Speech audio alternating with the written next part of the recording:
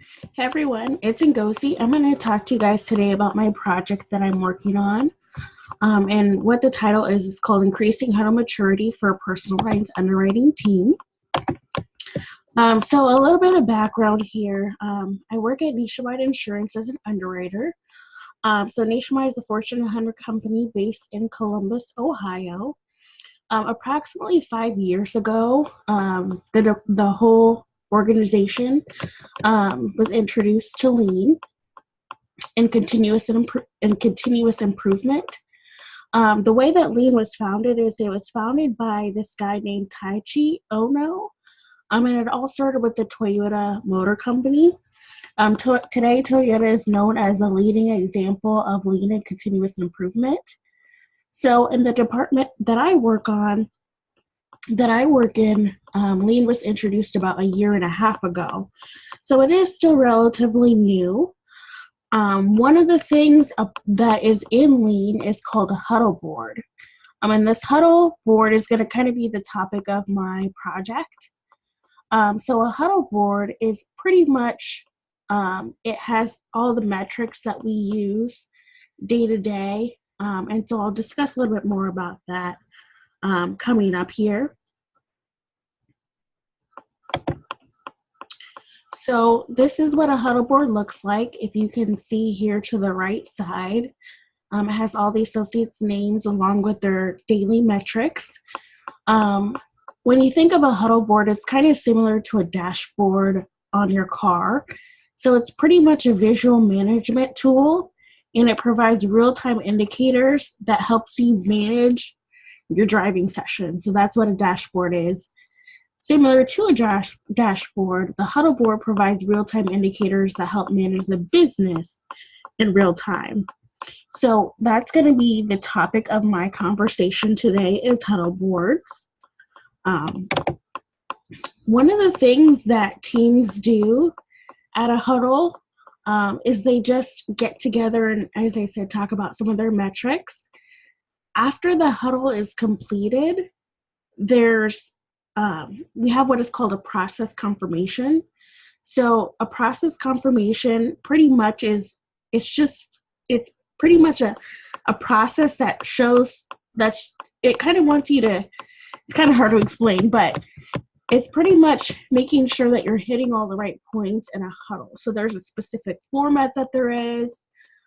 So it's not just you're complaining and things like that. It's more of a organized meeting. Essentially, it's what it is. And then after this process confirmation, you're essentially given a score, and that score is called a huddle maturity score. So the huddle maturity score is tallied based on all the numbers here in the score column. So you can be ranked at from a number 1 to a number 4, or a number 1 to a number 5. 5 is the highest. And those numbers together come up with what is called a huddle maturity score. So as I said before, the huddle board is used at a team huddle. It's a regular occurring team meeting. It lasts approximately 15 minutes and it's daily. It's a time that teams discuss their metrics and ways that they can improve.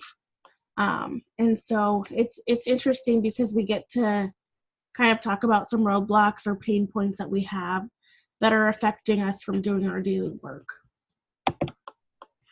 So for my project, what I wanted to focus on was the huddle maturity score.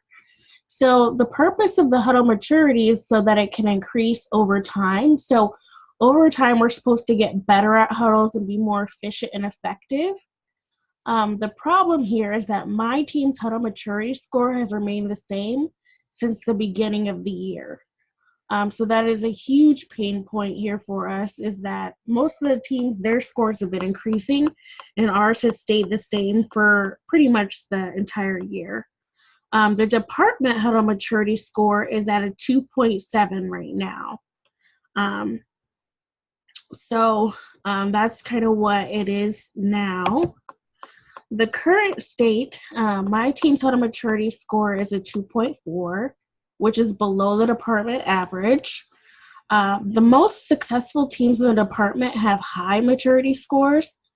Their maturity scores range from about a 3 to a 4. So those are actually really, really good, especially since we recently started with lean and personal lines underwriting. The desired state for this is that I would like to see us have a huddle maturity score of 2.9 by the end of 2019. Now, that's not 3 like other teams, but I think that would be making great progress. So the nice part about the process confirmations is that it gives us a way that the process confirmations are essentially feedback. So there's like a lean ambassador. So there's a lean ambassador and a lean analyst that do the process confirmations, and they will tell us why we missed points, essentially. So what we have found with our process confirmation is that we're missing points because we're not having good conversations about our metrics or how we can improve and get more work done throughout the day. So as far as an organization, we have a very, very strong lean culture. That is kind of something that we're focusing more on as we move to 2020, is we want to make sure that we're more efficient with lean processes and things like that. Also, the department wants to have an average of a maturity score of 3.0 by 2020. So that is the goal. So as time goes on, we want to make sure we're more efficient and more effective with our huddles, which will help overall with the production and the customer experience. Because when we notice roadblocks in our day, that's essentially going to make the job more easier, which will then have an impact on the customers and things that we service. So what I did here is I have a team of about 11 people. 9 people took the survey, created a survey of about 3 questions. And so the things that I wanted to ask, I wanted to get a little bit more of a feel for what other people think about huddle maturity and lean on my team. So I asked the first question, which is, what do you think about lean and huddle maturity? I asked then, are you aware of our huddle maturity score as a team? And then I asked them, do you care about huddle maturity? And if so, why not? What I found is that most people do not like lean. They're not big fans of it.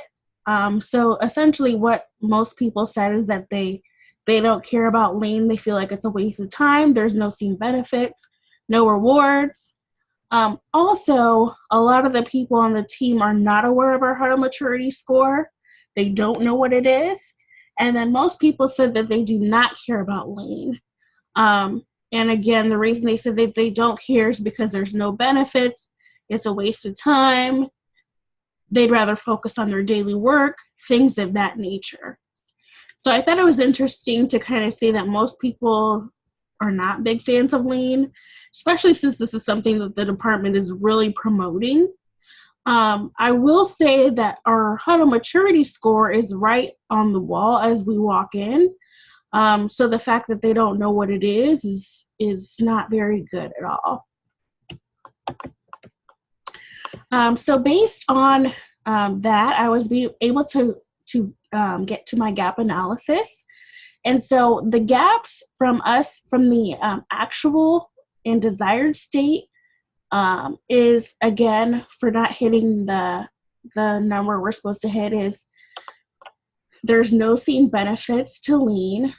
So if they participate in the huddle, there is no reward. Having a high score, there is no physical reward. People see that if people think it's a waste of time, they're more focused on their daily work. Associates said that they also feel like they're just a number when it comes to huddle maturity and lean. And again, there's no punishment and no reward. So the cause analysis that I came to is that associates, that it really comes down to motivation, individual and environmental. So because most associates don't like lean, they're really, if they don't like it, and there's no benefit to it, then it's just like, why should I even participate in this? So what I found is that the cause for us not getting to where we're supposed to be is because people just pretty much don't care and are not going to put in time to really focus on what they should be doing and how to actually better our number, and essentially be a more successful team. So the thing I came up with is that there's no benefits, no rewards, therefore I'm not going to do what I need to do. And that's what I came up for my cause analysis. So as far as change management, what I plan to do is really leverage my manager, because I feel like he should really have a say and he has the most influence over the team. What I plan to do is also work with the people that are willing to work with me. In a book from Cy Wakeman, I read that one way to influence others and be a good leader is to work with the willing. So there's always going to be a few people that are going to work with you, and I feel like bringing them along early is going to help really. Maybe other people will see that there's other people that are interested, and they will also they'll also participate. Another thing that I read from the book, that the consulting book, is simplicity. So taking the standpoint that we can increase the number and it's doable, it's not hard work. All we have to do is really have some good conversations, figure out some roadblocks that's getting in our way. So making it seem like it's easy and it's doable will help people, bring people along. So based on all the things that I've kind of discussed, I've came up with an intervention. And one intervention that I came up with is creating a huddle maturity competition. So one of the things my team really likes to do is we really, really, really enjoy competition. Competing with other people is just something that we thrive off of. So I figure, what better way to help us increase the score than to create a huddle maturity competition? And so I did discuss this with my manager a little bit. We're kind of in the beginning phases. And this doesn't really take any extra work on my part. There is nothing extra that needs to be done.